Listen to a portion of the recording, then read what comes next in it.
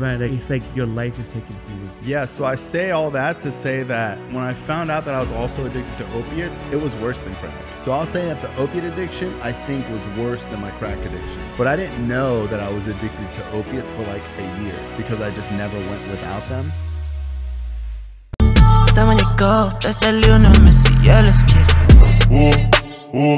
Look at me, habibi.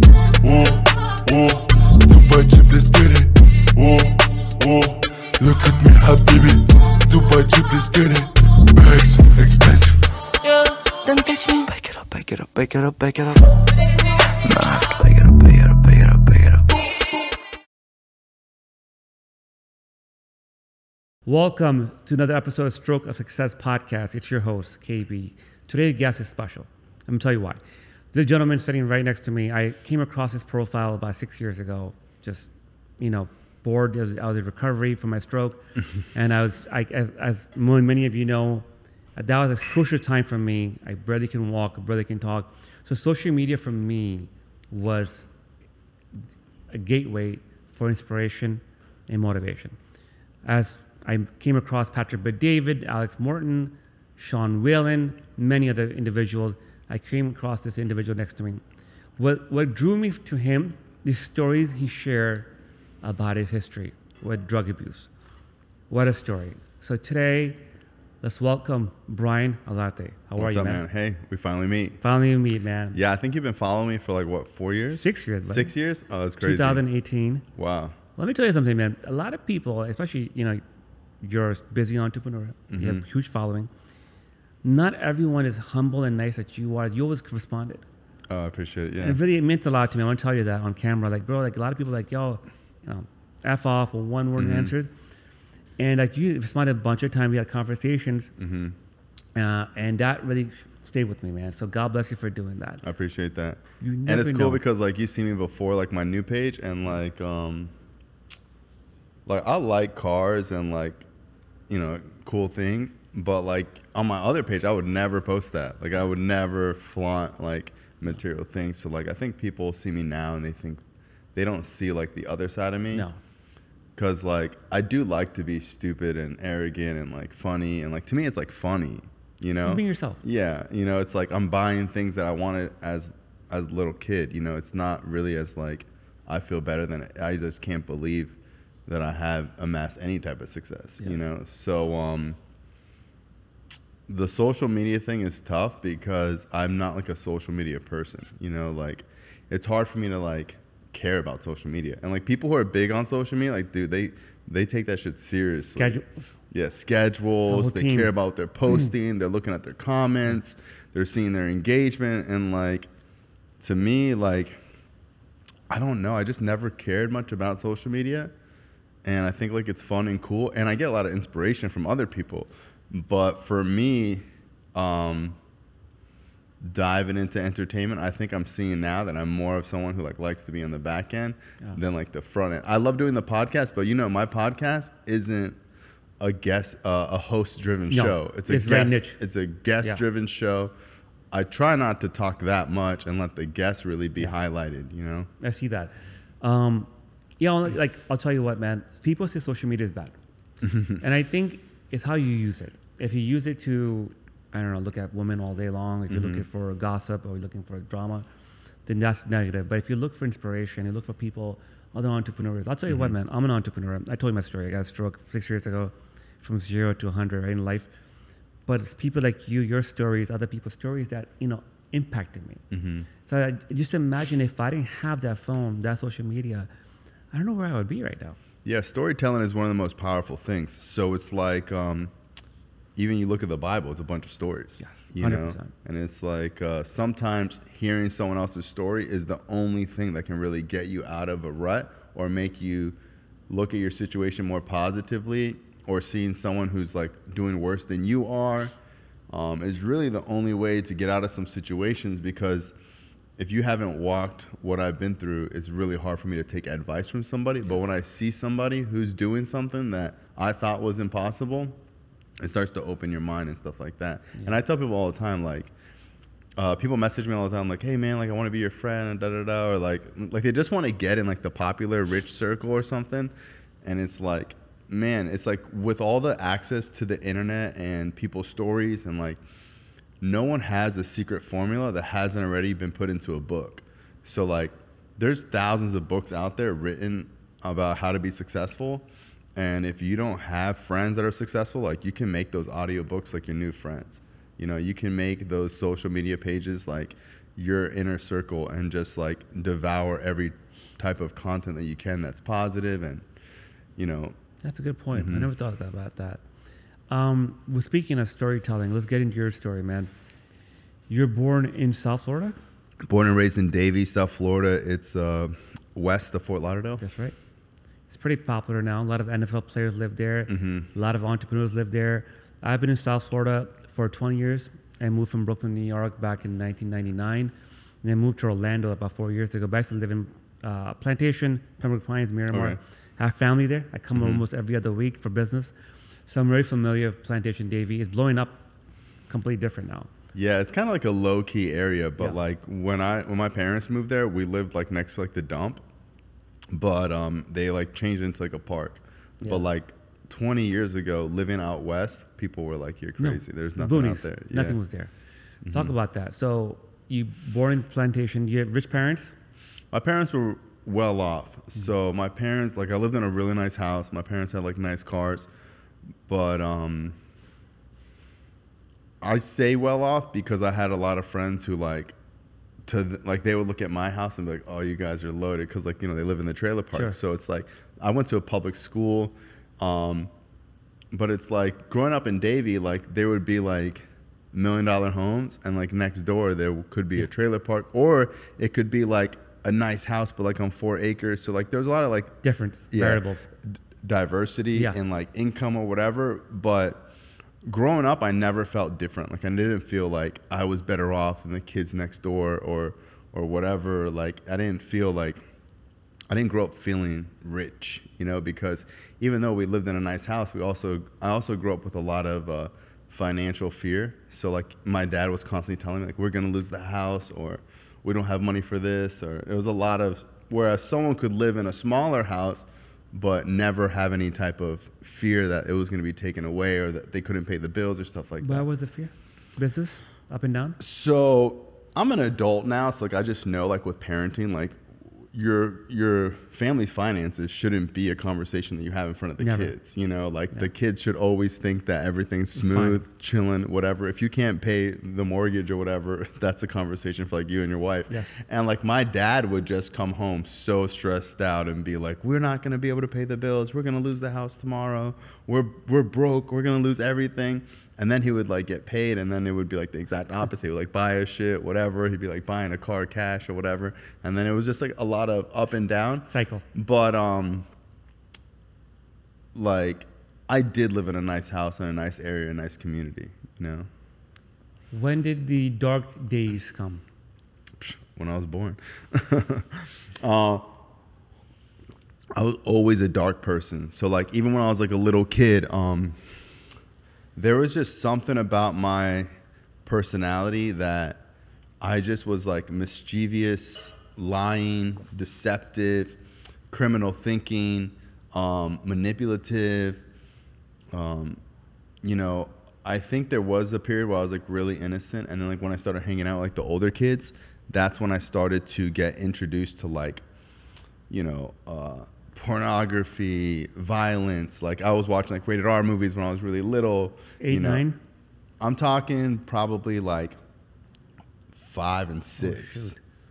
So probably like, you know, my friend would be like 10 and his brother would be like 13, 14. And he would be showing us like rated R movies or stuff like that, you know? So like really early on, like second grade, you know, kind of being exposed to stuff like that. And I didn't think about it until I had years clean, because I just thought like stuff like that was normal. Normal stuff. But it's like I have friends with kids now that are like No way. 13. They're not watching any type of stuff like that, you know? You hope not. Yeah, that they know of, you know? And it's like now with the internet, like there's so much, and people's phones, like there's so much stuff like kids can see. Yeah. But at that time, like I just remember, I don't know if things would happen to me or I would attract them, but I would always end up in a situation with like someone's older cousin doing something I wasn't supposed to be doing or watching something I wasn't supposed to be doing. And I remember I think I was like in probably 3rd or 4th grade. And do you remember like the Faces of Death videos? So I remember like my cousin, me and him watched all of them. And dude, he was probably like 17 at the time. But it's like, bro, I was in 3rd grade. I had no business watching. That's dark. You know, it's like the Faces of Death video is something that was really popular like the 90s. But it was just basically like an hour-long snippets of how people die. Like murder, there was like rapes, there was like people getting hit by trains, beheadings, like crazy shit that even now like I wouldn't want to watch. And I started watching stuff like that like as a kid, and I didn't like it, but I knew it would be cool if I pretended like I did. Yeah. And then shortly after, smoking cigarettes, probably in 4th grade, and smoking weed in 5th grade, cocaine 7th grade. Cocaine in 7th grade, yeah. Plantation, Florida. Davie, yeah. Davie. Yeah. So, wow. Selling it too. It's not like I like did it one time. First time doing cocaine in Davie, Florida, 7th grade. Mm-hmm. Help me. What was that about? Okay, so it's actually, I don't know if I should say his name. It's my buddy Nigel. Okay. And growing up, it's so funny because it's like it didn't matter if you lived in a nice neighborhood or like in the ghetto, like what we consider the ghetto. Like if you were cool, you were cool. You know, like there wasn't a lot of judgment from the inner circle. But at that time, my brother's friend had came over, and I was already getting drug tested because I had gotten in trouble smoking weed. So I couldn't like hit the blunt. So I remember like for weeks and months, like everyone else is smoking, and I'm like, I can't smoke. I'm in the back of a car, like with my head out the window because I don't want to get a contact high because I got to pee in a cup. And like weed was my whole world. Like I was a pothead. Like I had a Bob Marley like poster. Like I just like marijuana was just my life. And then when that got taken away from me, I had like no identity. I didn't know what to do. And I remember this kid Nigel, who was friends with my other brother's friend Ramen. I remember they came over one day and they were smoking. They were going to leave to go smoke. And like, I didn't go because I couldn't smoke. And I was just like by myself in my room. And I remember he texted me and he was like, yo, I left something in your room. Don't touch it. I remember thinking like, what could it be, you know? And he's like, I left it under your computer, like drawer, like where the keyboard slides out. And I remember I looked at it and it was like powder cocaine. And it was like the worst coke you could imagine. It was like re-rocked, but like in your hand. So normally when you re-rock coke, you use like a machine. Yeah, machine. It was just like finger rolled. It was like literally like little balls of cocaine. And I remember it was probably like a gram. And I remember I was like, what's that? And I remember he was like, it's yay.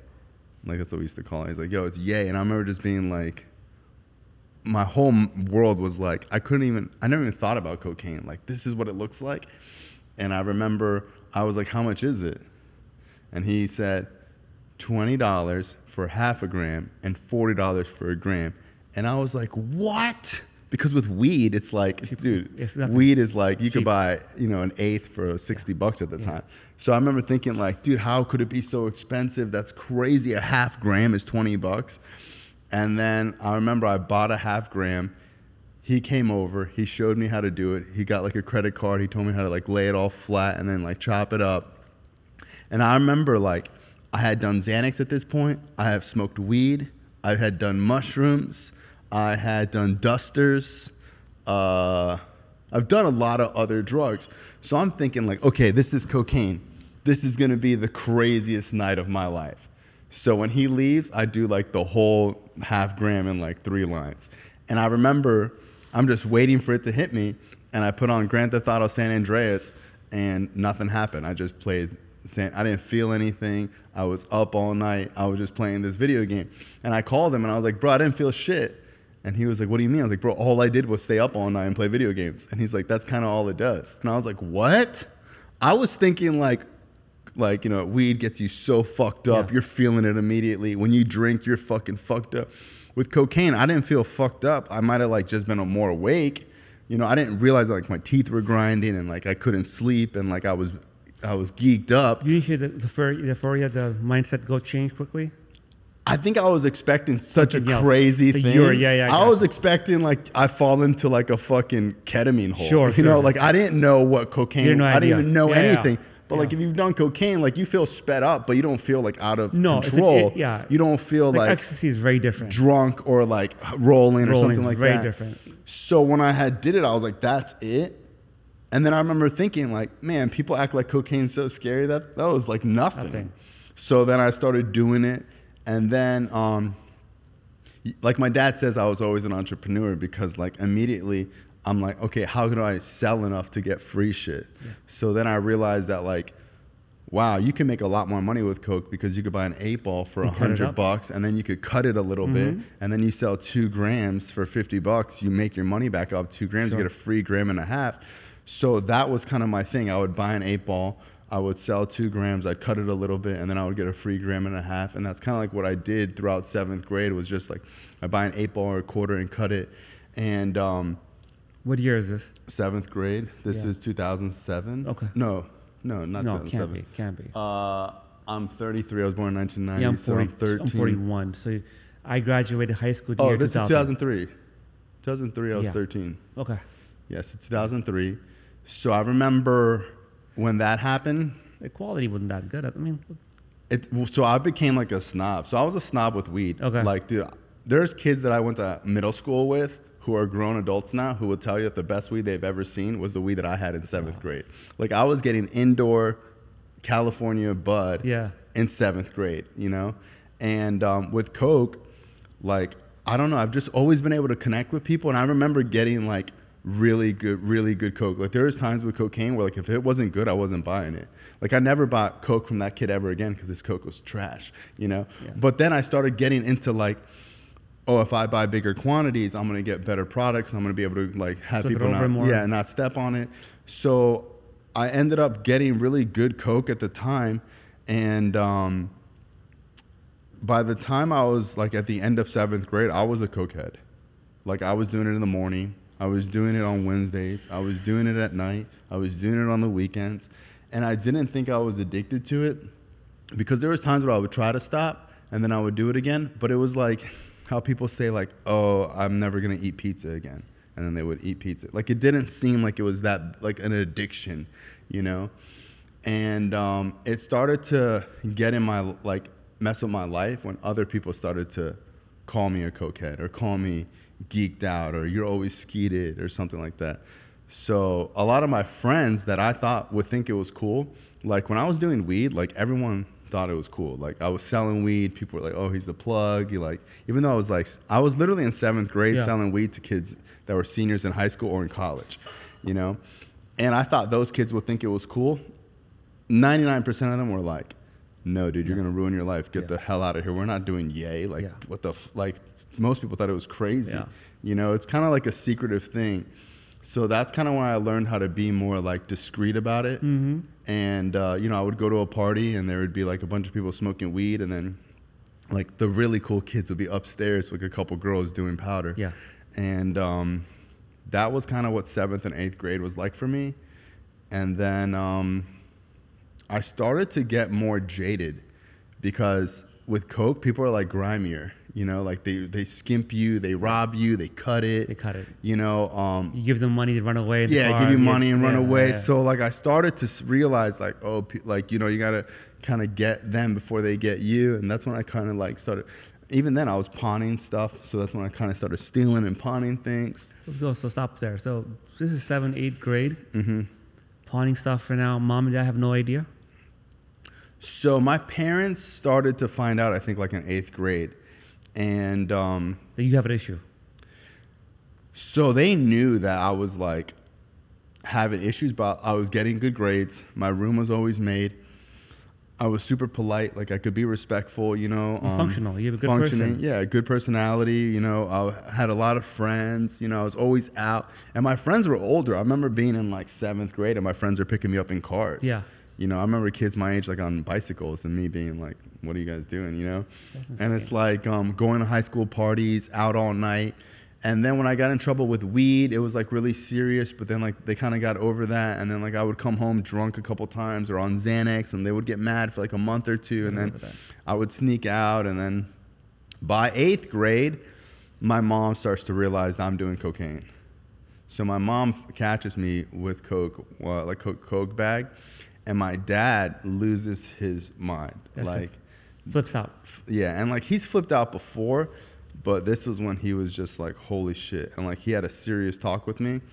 And my dad's from Medellin, Colombia. And like my dad's like uncle or my dad's cousin was like murdered in a coke deal and like found in the trunk of a car. I never heard that story. Yeah. Your mom's Mexican, right? My mom's Mexican, my dad's Colombian. I never knew that. So like my dad has family that have History.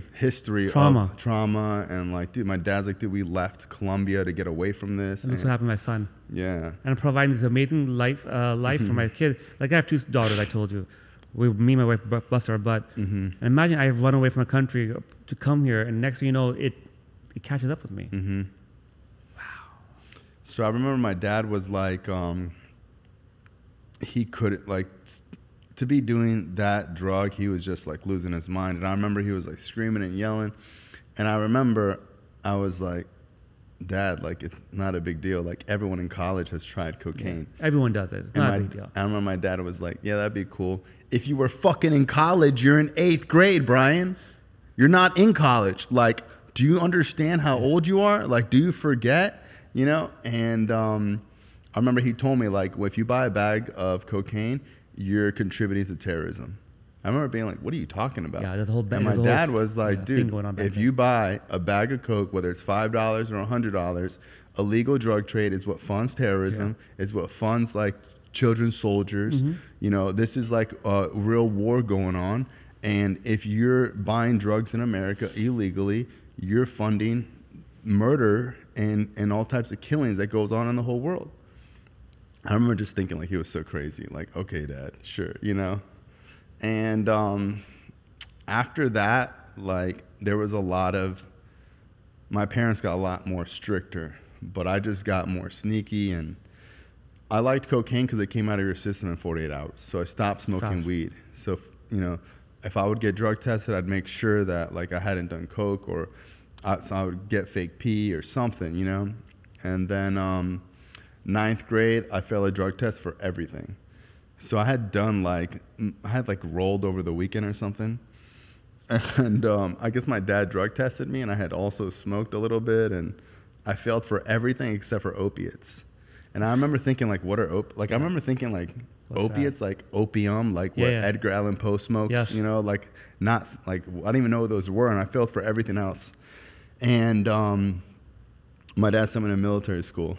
And in 9th grade, I go to military school and I quickly find out that these are the rules. These are the good kids. These are the kids that like, you know, are down to like do shit. And I make friends with this one kid who like is looking for coke. And I remember telling him like, dude, I'll bring coke next time, like go down home. And they were like, what? And I was like, yeah, like, and I remember I went down home and I would bring a quarter and like my protein thing, I'd like dig it up and I like stuff it down there. And they would like search you, but not that well. And then in military school, I could sell a line of coke for $20 because you can't get anything. Nowhere. So it's like, that's kind of what I started doing. And one night I couldn't sleep. And I remember I was like doing all this coke and I had like probably like an 8-ball or a quarter left. And I was like, man, I don't want to be up all night miserable doing little bumps. And like, I have to be quiet because it's like the middle of the night. So it's like really miserable doing coke and you can't like snort or you can't be, you can't be loud. Nothing. So it's just like, and like the doors open and like, you know, the sergeant's like walking back and forth. So I'm like scared. And then this kid, he tells me, I know he did pills. So I'm thinking he's going to give me something to go to sleep, like Xanax. And he gives me an Oxy 40 and 2 Roxies. And I remember he said, like, don't do a whole Roxy and do half the 40. Don't do a whole pill. And I went back to my bunk and I did all 3 pills. And like, some people can die from that. It's 2 Roxy 30s and an Oxy 40. And instead of going to sleep, I was actually more sped up. And I was like talking on the phone and I couldn't sleep all night. And I was like cleaning my room and you know, I just had all this energy, but it was like different than cocaine. And then the next day I like puked like crazy. And when I went back home to buy Coke, every time I would buy Coke, people were talking about these pills. Everybody was talking about Roxies and what Oxys. Year? This is 2004. That's the Yeah. That's the party started with Yeah. opiate. South Florida was the circus, Yeah. right? Yeah, we had more pain clinics than McDonald's. Anywhere. Yeah. True fact. Broward County dispensed more pills Yeah. than some states combined. Yes. The county alone. It was crazy. So- I'll tell you my story. 2004, I got a car accident on Plantation. 585, police officer was chasing another car. It came right across me, and I herniated disc. And one of my buddies, the mortgage company I used to work with, he was doing everything. He goes, man, KB, you have an MRI? I go, yeah. Bro, come with me. I got you, bro. So he went to across the street, doctors. He goes, when you go walk in, you say your back's hurting, and doctor, I'm in pain. And he'll give you what he give you. You give it to me, and we'll have some fun. Bro, I swear to you, Brian, again, the worst acting in the world. The guy gives me, I think, like 100 blue 30s. Pharmacy, 1, 2, 3, out. Yeah, you know what? There's another doctor office across the street.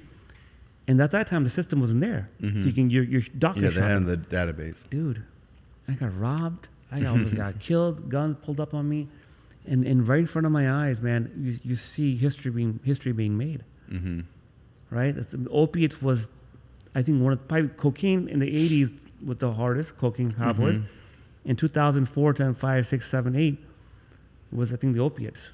Yeah, well, you had cocaine with like the cartel and the CIA and Rick Ross and like all this stuff. The And real you have Rick Ross, yeah, yeah. And the crack epidemic. Then you have the Vietnam War, where that brings in opiate addiction. Yeah. But that opiate addiction is really for like, no one's really shooting drugs unless you're like In a pain. hardcore drug Drug addict, addict, okay, yeah. you know? So people shooting drugs and on heroin, there was no sympathy for them because it was like, dude, what did you think was going to happen? Yes. And then there was some sympathy for the soldiers because they went overseas, and now you have, you know, people who are supposed to be like, you know, revered or whatever, like honorable men doing heroin, sneaking heroin through like the dead bodies and all this crazy stuff. And then you have like Frank Lucas and all these people, you know, bringing heroin from over there. And then you have Purdue Pharma and all these pharmaceutical companies that are coming out with opiates marketed as non-addictive, marketed as, you know, a safe drug. Yes. And commission-based selling of pharmacies. FDA said, you know, checked them off. Yeah, and they checked them off. And now you have middle of America, upper middle class, white, Blue collar, lawyers, doctors, anybody, you know, anyone. getting addicted to essentially heroin. And then you have the implementation of the database where you can no longer doctor shop. But all that means is that you just get a homeless person and pay them $50 to use their ID, and then you're having people doctor shop for you, and then you have a list of people that go. Then you have the discontinuing of OxyContin. So now OxyContin is no longer made, and you know they make like this one that you can't really snort. Then people start going to Dilaudid because Dilaudid has been around forever. But Dilaudid is not really that great to snort, and it's really something that you're supposed to shoot. Yeah. So now you have a lot of people who would never shoot up heroin. They're doing it now. Now they're shooting Dilaudid, and then when you're in that game of IV drug use, somebody's going to suggest, hey, instead of spending $40 for a Dilaudid, why don't we just spend $5 in Overtown? It's going to do the same thing. Now you have a whole generation of hundreds of thousands of people who were lied to at the doctor, forcefully put on medication that they never should have been on in the first place. No business being on it. No business being on it. Then that medication is harder to get, so then they're pushed to do another medication like Dilaudid, and then they're pushed even more so to do heroin, and now you have the generation of heroin addicts, and now fentanyl, and then it even goes crazier to like what's going on in Kensington now, where they have like flesh-eating, like saw that crazy, go to crazy YouTube, stuff. we put that in there. Yeah, it's crazy. Listen, one of your posts you put on was this. Your posts were so real. Like I wish you could take some of the old posts and make a book out of it. I honestly, I want to tell you that, and I think I even pitched you to. I like movies. I have to write. I'm a storyteller like yourself. I like acting, everything, production. I think I even pitched you one time. Hey, let me write your life story. Your own story you shared that there was a home. I think it was by Fort Lauderdale where like people go and get high and they just sleep there. Like that was common back then. Like a crack house? Like a crack house. Yeah, I mean, there's crack houses all Still over. there. 441, that part of town. Tell me your experience with that. So when I was doing opiates, I didn't want to do pills, but they were just everywhere. Like I would buy Coke and someone would be like, hey, I'll just give you these. Like people were just giving them out. Like they were just all over the place. And like, my friend's dad was selling them, and like, dude, the pills were just, you couldn't like go anywhere without running into them. You'd buy weed and someone would be asking you if you could get them. And then I didn't even like the way they made me feel, but then I just started doing them. And then I was like, well, this is kind of like Coke because I have a lot of energy, but I'm not like paranoid and like I could talk and I don't have lockjaw. So I started doing pills to like stop doing Coke. And then when I was doing pills, I started meeting like drug addicts. I'm not talking like people who do Coke, like I'm meeting real drug addicts. So up until this point, I had only been with like people who sell weed, who sell ecstasy and sell Coke. And those people are like, they go to college, they're in the party lifestyle, they have a car, whatever. When I started doing pills, dude, I start meeting, people with no teeth, people in their 40s and 50s. I start hearing about murders, I start getting introduced to like abandoned houses, people, talking about stabbing someone for their bottle. Like it's just really rough. And I'm like really intrigued by it at the same time. And I remember I went to my friend's house and there was this guy who we used to call him Doc because he had all the pills you could want. And, he lived off this neighborhood in Shady Banks, which is like not a bad neighborhood, but it wasn't like a super nice neighborhood. It's on 441 and Davie Boulevard. And he lived like all the way in the back. And his house was like, if you didn't have a map or know his address, you would never find it. It's all the way in the corner. There's like a dead end. And then there's like this little driveway that like says do not enter. And like, it's all like trees overgrown. Like you wouldn't think to go down there. Then you got to go down this long road, and then there's like two little houses back there, and he lived in one of them by this overpass. And it's like you had like two locks on the door. The pool was green, no furniture, sometimes no electricity. And you would go in this house and there'd be people walking around with candles just smoking crack. And he would sell his pills, his prescription, and he would buy crack. And he didn't do pills because he used to be addicted to heroin, and he had like learned his lesson and wasn't messing with opiates. So here's a guy selling me pills to buy crack, and he doesn't want to do the pills because the pills are too hard. The pills are too, so at the time I'm thinking like pills are not bad at all. And here's a guy who's like a career criminal drug addict who doesn't do pills because it is too extreme while he smokes crack, And I remember I would go to that house and, man, I would hear crazy stories and see crazy things and people arguing. And I would be so intrigued, like just being at that crack house. And I would see them smoke crack and I would think like, I'm never, ever gonna do that. It wasn't attractive. It was like watching a car accident. Like I would watch it. I'm not trying to be in the car, And I remember this one time I had bought Coke, and I'm 14 years old. I had just bought Coke. The guy dropped it off to the house. I'm snorting Coke while this other guy, Richard, is smoking crack. And Richard's probably like 45 years old. He has no front teeth. He's tan, but not tan because he goes tanning. Tan because like he probably passed out outside and like is totally like leather skin.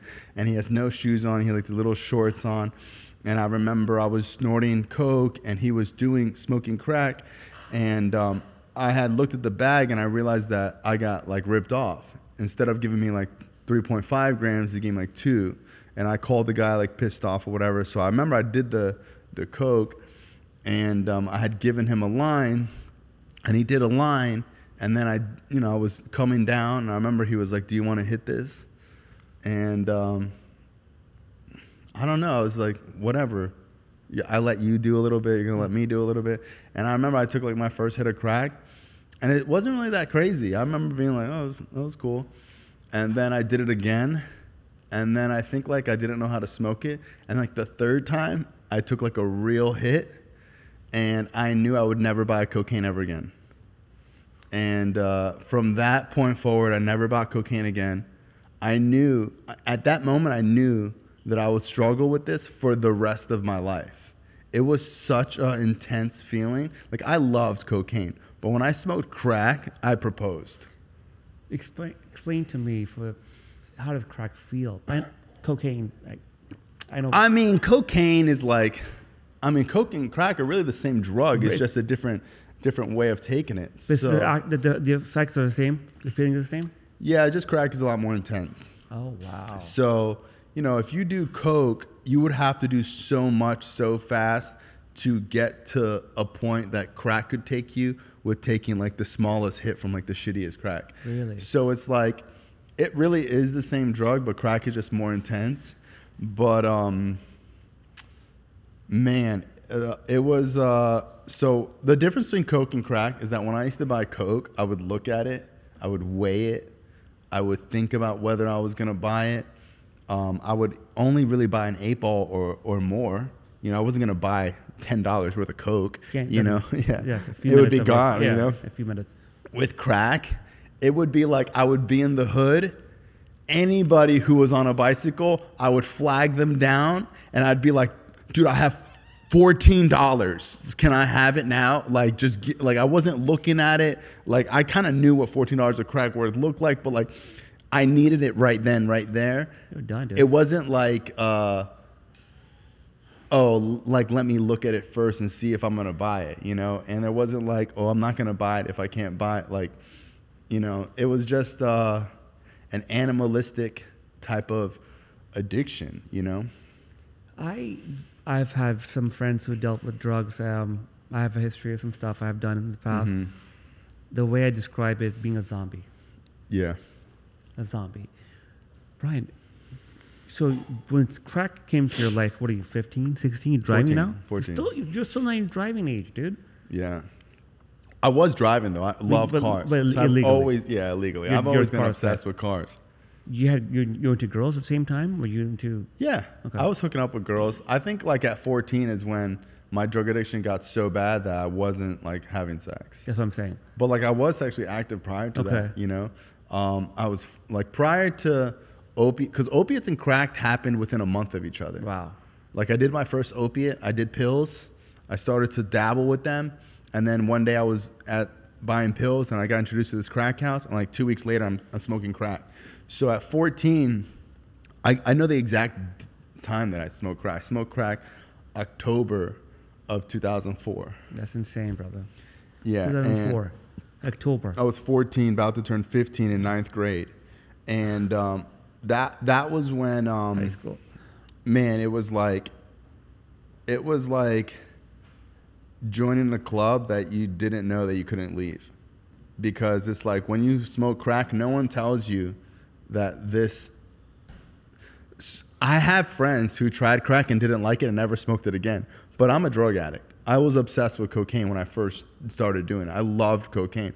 But when I did crack, I knew that this will take a hold of me for the rest of my life, that I will always think about this.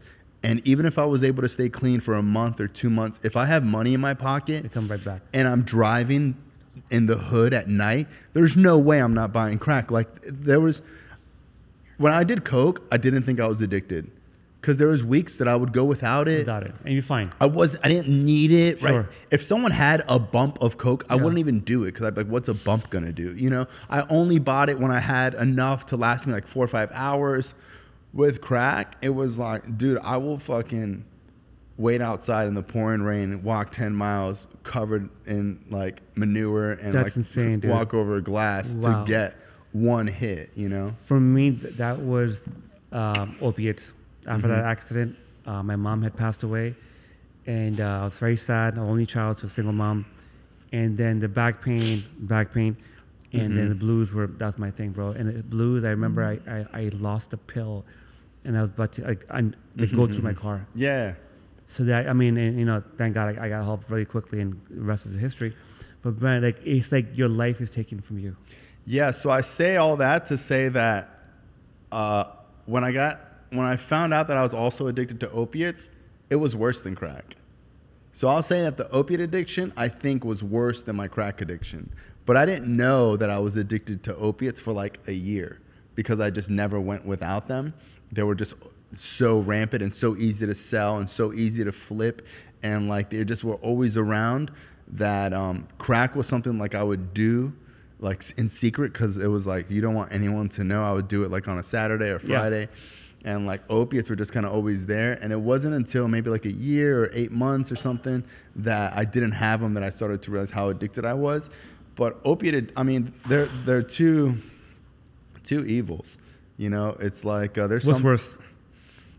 Man, probably opiates because you don't really hear too many people dying of crack use. So opiates will take over your... Dude, if you're doing opiates in today's day and age, you probably have a life expectancy of 3 years. Yeah. Like you're not doing opiates and not getting fake pills. You're not getting fentanyl or something like that. So it's like, it's almost impossible to even do just opiates now. So it's like really your drug of choice is fentanyl.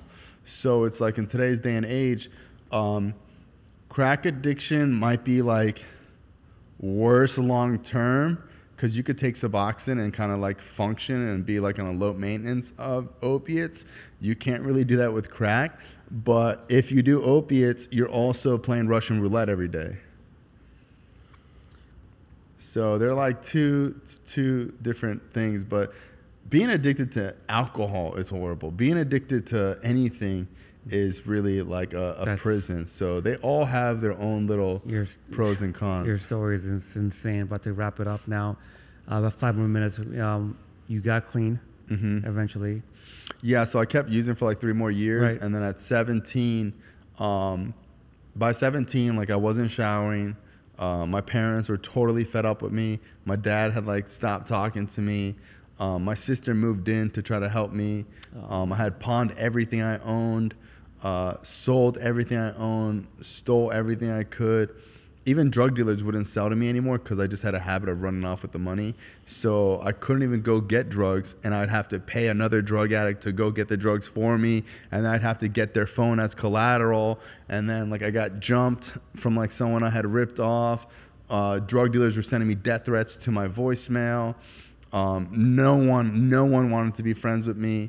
I got arrested like 2 more times, kicked out of school probably 3 more times. And I was going to a reform school for like only kids who get kicked out of school, addicted to crack and opiates, had like acne all over my back. I was picking at my face every day.